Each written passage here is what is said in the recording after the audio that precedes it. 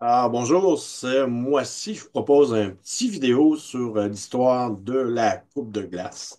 Comment les humains autrefois s'assuraient que leur petite frette était conservée au froid.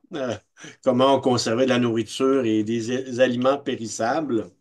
On commence avec les Romains, hein. C'est quelque chose qui date quand même d'il y a pas mal d'années, plusieurs décennies, siècles même. Alors, souvent les Romains, lors de fonte de neige, récoltaient la neige, la faisaient fondre et sous forme d'eau, ça regelait et c'était sous forme de blocs mis dans des caveaux, comme vous voyez ici. Ou ça, c'est en France. C'est des diverses méthodes où on mettait dans le sous-sol, dans un endroit qui est frais, des aliments qu'on voulait conserver. Et parfois avec de la glace qu'on arrivait à fabriquer où il y avait le climat pour le permettre. Au Québec, il y a beaucoup de rivières et de lacs. C'est probablement un des endroits dans le monde où on en a le plus. Alors, en monde rural, souvent, il va y avoir un marchand de glace pour le village ou sinon les gens s'en font eux-mêmes, probablement peut-être avec un caveau d'ailleurs. Mais en milieu urbain, c'est un peu plus compliqué. C'est pas tout le monde qui a l'espace pour ça. Et c'est des endroits densément construits et peuplés, les quartiers urbains. Alors, c'est un autre terre de manche, c'est un autre défi. Alors, souvent, c'est des gens qui coupent la glace. Il y a des petites et des grandes entreprises. À certains endroits, on pouvait avoir jusqu'à une dizaine d'employés. À certains autres endroits, ça pouvait être plus d'une cinquantaine. Ça dépend de l'exploitation. L'hiver, c'est une période de chômage, une certaine époque. Alors, c'est une période aussi, donc, il y a une main-d'œuvre qu'on peut aller recruter. Des gens en milieu rural, qui ont engrangé leur récolte, qui ont travaillé durant cette période-là. Ou sinon, même en ville, l'hiver, c'était aussi des périodes où le chômage était beaucoup plus élevé. Alors, souvent, les coupeurs de glace, donc, c'est des gens qui peuvent faire plusieurs choses, par exemple. Ils peuvent couper la glace sur la rivière.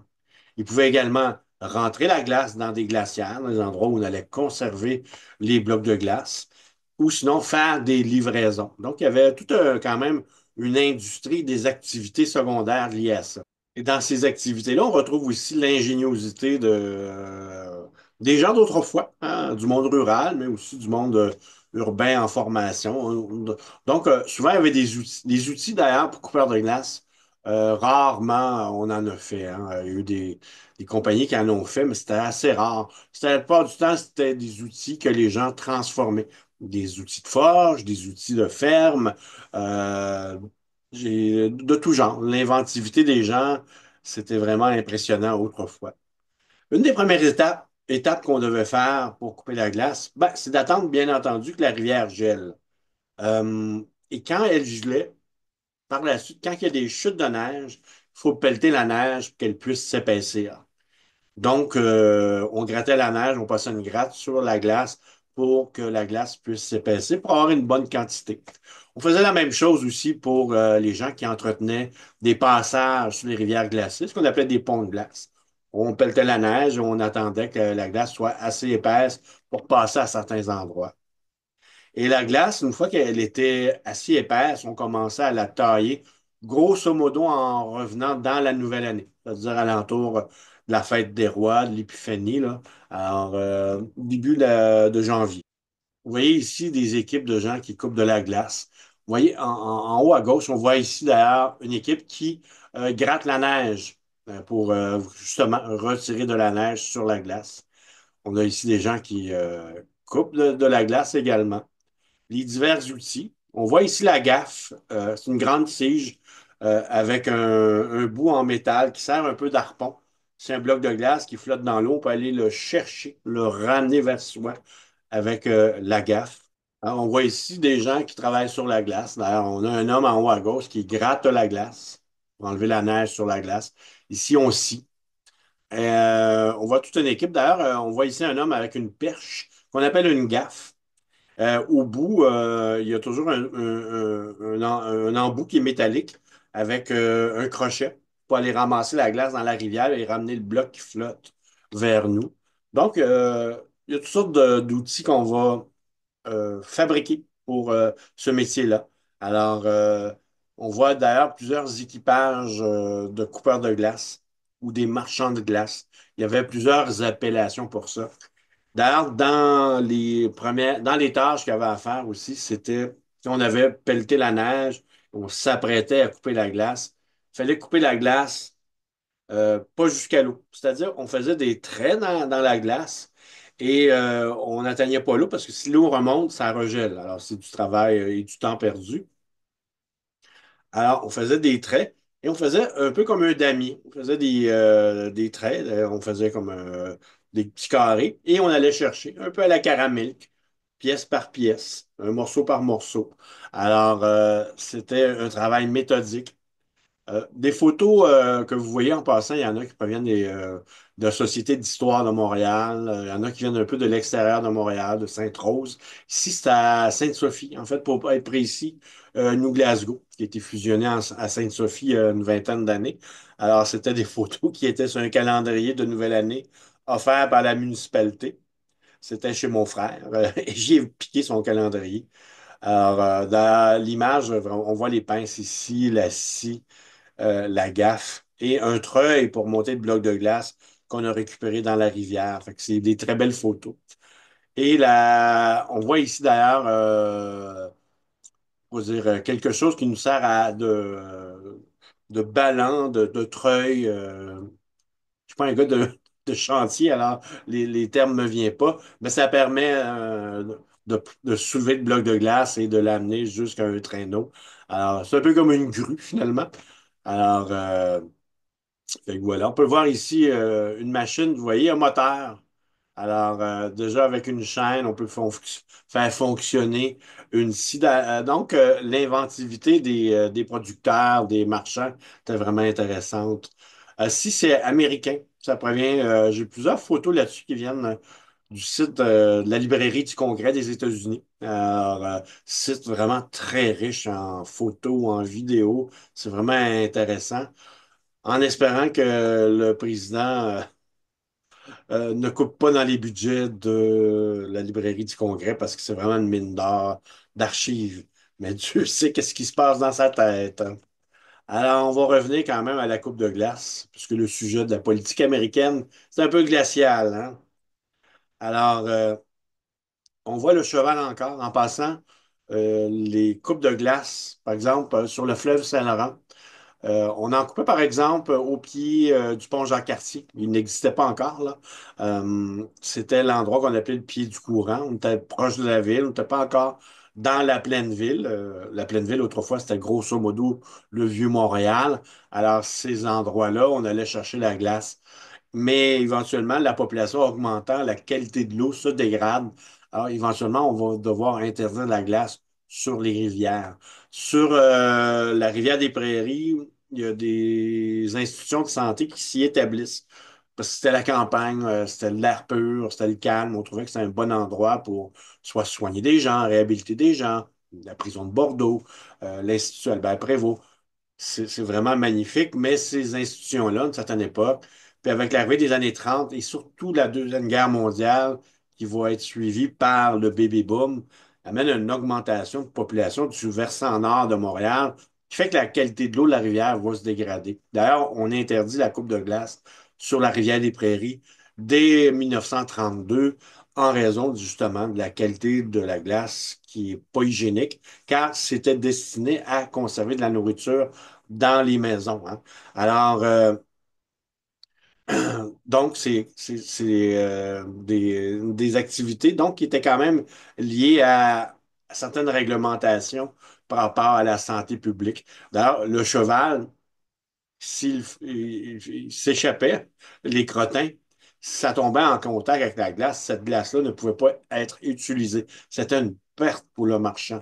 Alors, donc, quand le camion puis le travail va se mécaniser, ben, les coupeurs de glace et marchands de glace, ils vont voir ça d'un bon œil. On voit de la coupe de glace encore. Il y a plusieurs journaux d'époque qui nous racontent comment se passe cette activité-là. Le cheval, comme je disais, qui fait partie du travail à l'époque. D'ailleurs, c'est un travail qui était difficile. On travaillait du lever du soleil jusqu'au coucher du soleil. Il y a quelques hommes qui sont tombés à l'eau, mais en général, les gens réussissent à ressortir de l'eau, mais pas pour le cheval. Alors, souvent, ça arrivait pas souvent, mais quand ça arrivait, actuellement, le cheval s'en sortait pas, là. Ça se faisait sur le fleuve. On voit ici une représentation fin 19e, probablement, là, au début 20e siècle. Je pense que c'est plus 19e siècle. On voit au loin l'église Notre-Dame qui était donc face au fleuve. On est près du fleuve. D'autres représentations aussi. Après avoir coupé la glace, il y avait un endroit où on remisait la glace. C'était la glacière. C'était un hangar de bois principalement. Et dans les murs du hangar, on plaçait du brandy, de la sciure de bois, pour servir d'isolant. Et entre chaque bloc, on plaçait du foin pour éviter que les blocs de glace ne collent ensemble. Alors, c'était une manière de conserver la glace. On arrivait à en conserver à l'année longue. Cependant, durant l'été, oui, il y avait de la perte, mais on arrivait quand même à boucler l'année. Regardez ici en haut à gauche, on voit cette image-là, mais on a le pont Victoria en arrière-scène. Alors, donc, on a encore le pont Victoria ici également. On est en face du Vieux-Montréal. On reconnaît encore l'église Notre-Dame. Ici, je crois qu'on est sur le lac des Deux-Montagnes.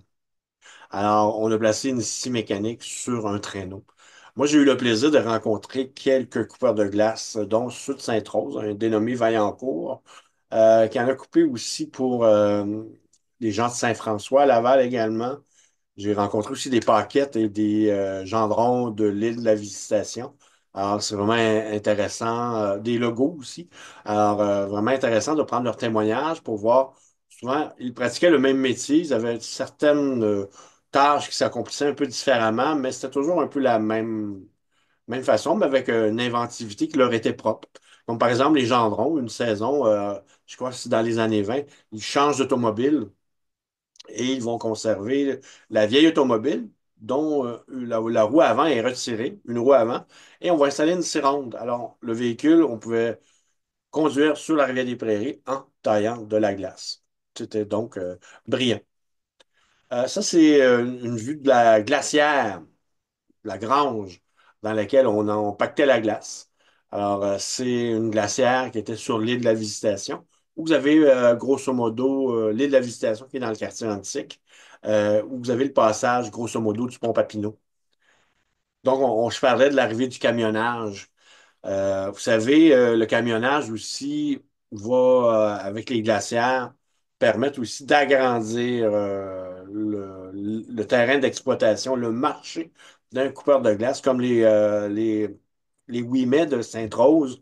Ils livraient de la glace jusqu'au marché Jean Talon. C'est-à-dire qu'ils avaient plusieurs glacières.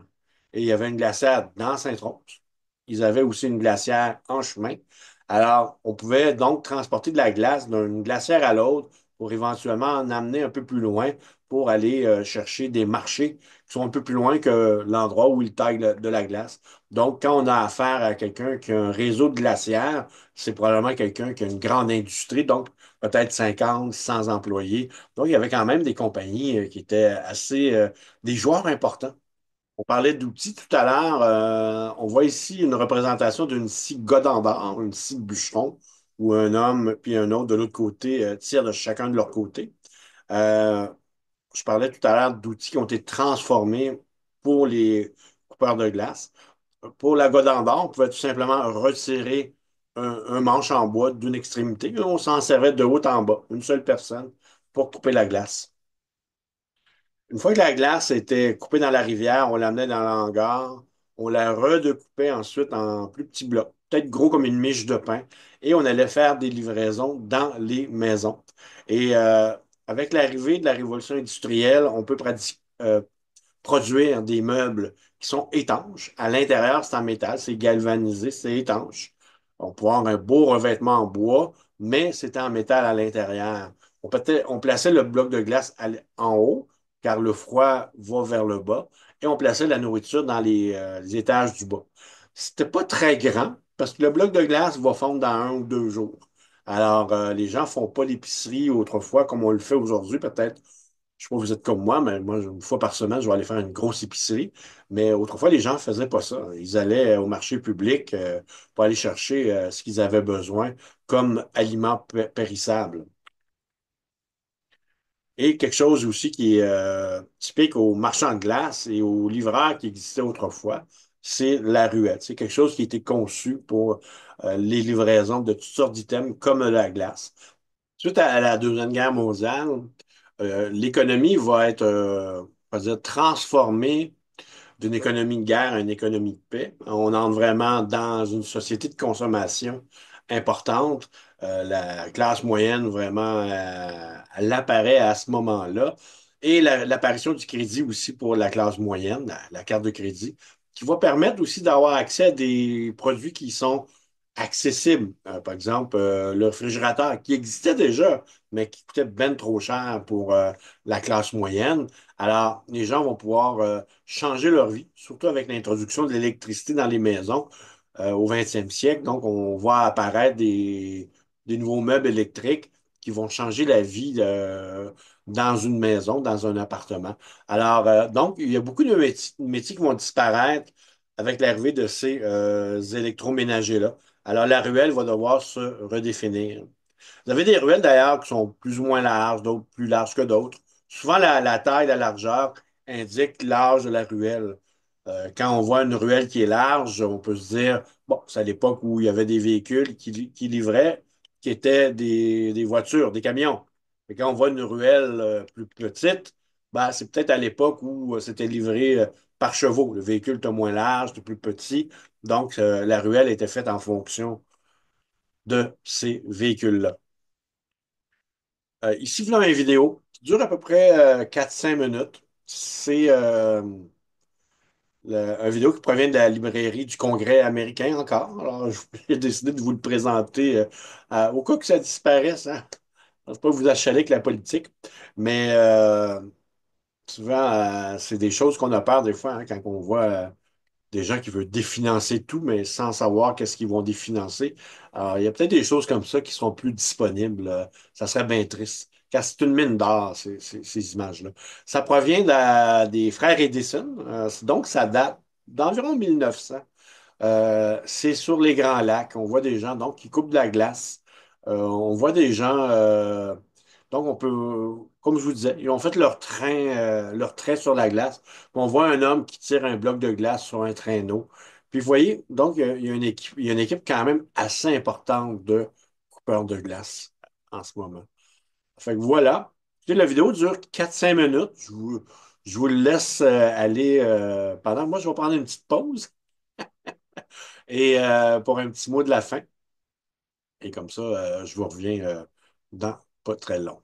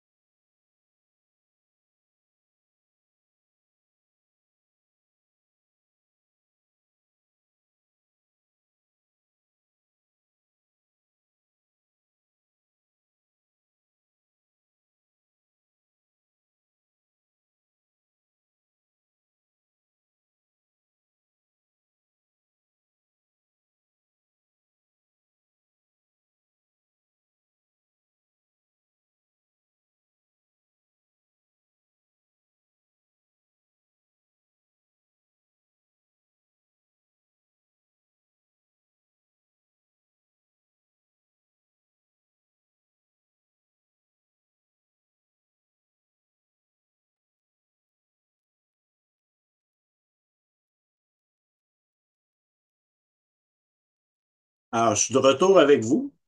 Fait que vous avez vu que quand même, il y a une industrie, tout un univers autour de la coupe de glace.